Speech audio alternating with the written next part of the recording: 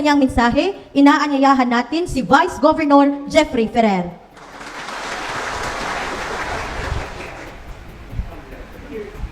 Mr. President, my President, kaibigan, salamat na nandito ka.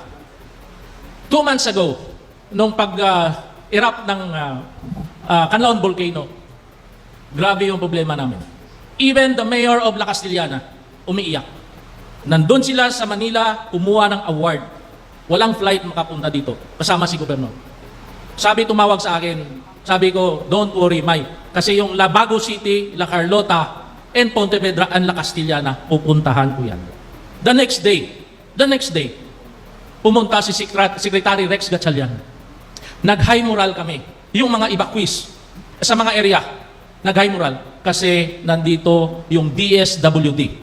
Nandun mismo sa briefing, sinabi ni Secretary Rex Gatchalian, inutusan ako ng presidente na magpunta dito para tingnan yung sitwasyon at saka tulungan yung mga kababayan, kapatid natin na affected by Canlaon Volcano.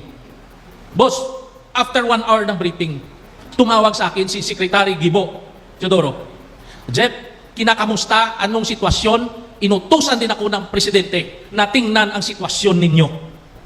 Grabe yung high moral na namin kasi sa national at saka yung mismo na presidente natin ang nag-utos, meaning mahal tayo ng presidente natin.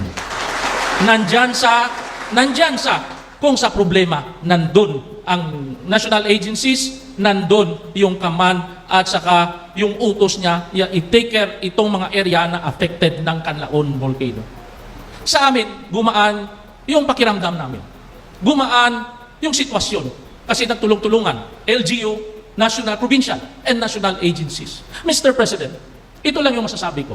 Wala kaming i-reply sa iyo kung hindi magpapasalamat. Now ngayon, pinuntahan mo kami dito, mas malaki yung moral namin kasi nandito yung presidente natin ng Republika ng Pilipinas, pinuntahan kayo.